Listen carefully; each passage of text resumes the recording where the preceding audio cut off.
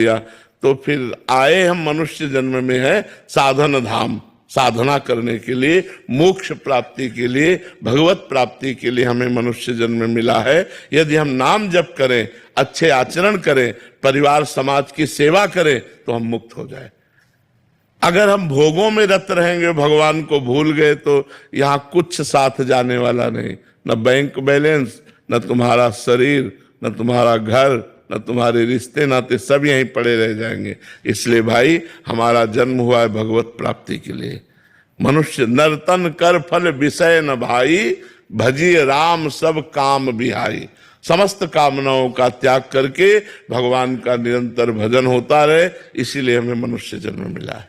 नविता जी। राधे राधे महाराज। राधे राधे महाराज जी। महाराज जी, मन की अवस्था है कि किसी भी को देखकर मन में कुछ भी भाव आ जाता है, या कभी जजमेंट से आ जाती है कि मतलब जैसे घर में बच्चे हैं, अगर दुर्व्यवहार कर रहे हैं तो क्रोध आ जाता है और सोचा और बोला जाता है जो मन अंदर चल रहा हो। तो महाराज जी, ऐसे में एक कर्म बन जाता है क्या? हाँ, क्यों नहीं, कर्म क्यों नहीं बन जाता है। और यदि हमारा कटु व्यवहार है बच्चों के प्रति, एक मर्यादा है, माता पिता और गुरु और शिक्षक ये अपने शिष्य और अपने बच्चों पर दोष दर्शन कर सकते हैं, इनका अधिकार है। गुण और दोष दर्शन करके दोषों के त्याग के लिए उचित दंड का विधान कर सकते हैं। जैसे गुरु है अपने शिष्य पर, माता पिता है अपने बच्चों पर, उनका दोष निवारण करने के लिए दंड विधान कर सकते हैं। इसके अलावा अगर आपने अपना स्वभाव ऐसा बनाया कि हर बार में क्रोध, हर बार में, तो आप अपने स्वभाव के अनुसार कर्म कर रहे हैं, फिर उसका आपको परिणाम भोगना पड़ेगा।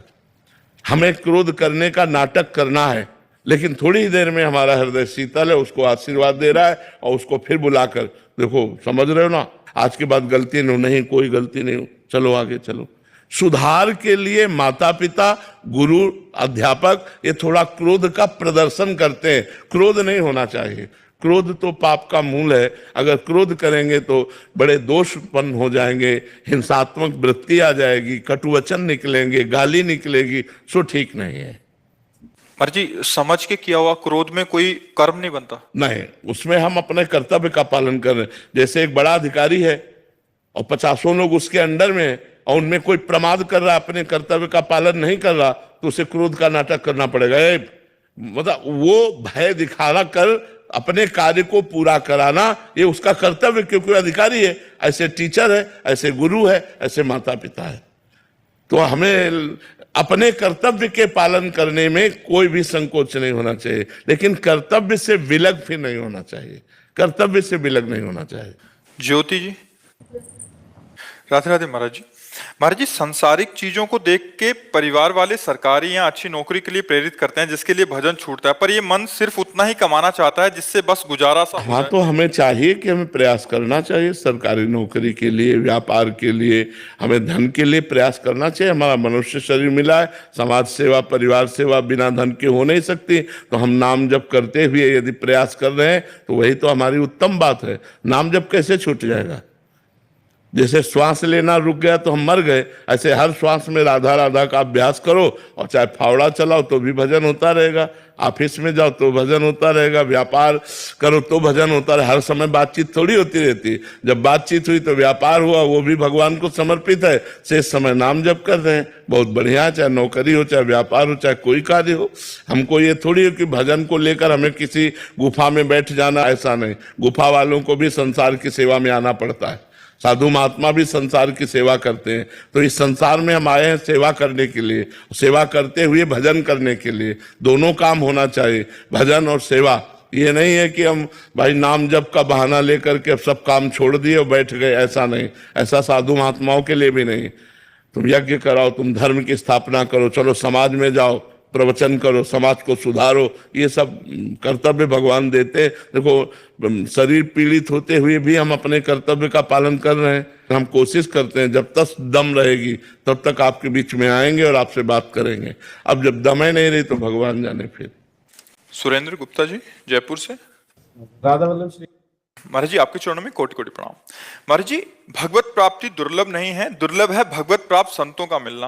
महाराज जी, यहाँ मिलने से क्या तात्पर्य है? महाराज जी, आप संत पुरुषों के दर्शन पा लेना ही मिलना है या कुछ और? हम कैसे जानें? संगस्तु दुर्लभ हो, पहले तो महापुरुषों का मिलना ही कठिन है, फिर अगम्यों उनकी आज्ञा पे चलना कठिन है। किसका प्रश्न है? और यदि आज्ञा का पालन कर ले गए तो अमोघस्य निश्चित भगवत प्राप्ति हो जाएगी। तो महापुरुषों का मिलना कठिन है। महात्मा जो भगवान में निरंतर चित्त जोड़े हुए हैं, विषय प्रपंच से ऊपर उठे हुए हैं, सबको भगवान का स्वरूप समझते समदर्शी हैं, किसी से कोई अपेक्षा नहीं, हर समय मननशील हैं, ऐसे महात्मा का मिलना मुश्किल है। केवल वेश ही महात्मा का नहीं है, लक्षण भी महात्मा के होने चाहिए जो शास्त्रों में वर्णन है, जो निर्माण अमोहा जित संग दोषा अध्यात्म नित्या विनिवृत्त कामा द्वंद्वैर विमुक्ता सुख दुख का संगई, ऐसे जो महान पुरुष हैं यदि वो हमें मिल जाए और हम उनकी आज्ञा का पालन करें तो हमारे को भगवत प्राप्ति हो जाए। पर आज्ञा पालन करने के लिए लिखा है अगम्यो, बड़ा कठिन है। संतों की आज्ञा पे चलना बड़ा कठिन है, क्योंकि मन विषयी है, वो किसी न किसी विषय का आश्रय ले लेता है और हमको आज्ञा उल्लंघन में रद्द कर देता है। तो इसीलिए हम पूरा लाभ नहीं ले पाते संतों का।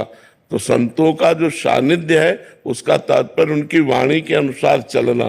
केवल दर्शन कर लेने मात्र से बात नहीं बनेगी, केवल पास बैठ जाने से बात नहीं बनेगी, उनकी आज्ञा का पालन करना होगा। अगर उनकी आज्ञा का पालन नहीं है तो बहुत से ऐसे देखे गए महापुरुषों के पास रहते हुए भी दीपक तले अंधेला पाया गया, उनमें प्रकाश नहीं हुआ और दूर का व्यक्ति लाभ ले गया।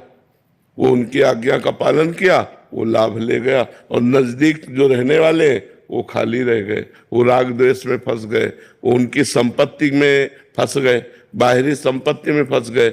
और जो कोई चतुर सुजान हुआ तो उनकी आज्ञा का पालन करके उनकी आंतरिक संपत्ति ले गया। संतों में दो संपत्ति होती है, एक प्राकृतिक मायाकृत और एक अप्राकृतिक भागवतिक। भागवतिक संपत्ति के तो कोई विशेष अधिकारी होते हैं, उसी को भगवत प्राप्ति कहते हैं। तो संतों की आज्ञा का पालन करना, उनका संग निर्वाह कर लेना बड़ा कठिन है। यदि निर्वाह कर ले गए तो भगवत प्राप्ति पक्की है। अमोघश्च मात संगस्त दुर्लभ हो, लेकिन लिखा है अगम्यो, फिर लिखा है अमोघ।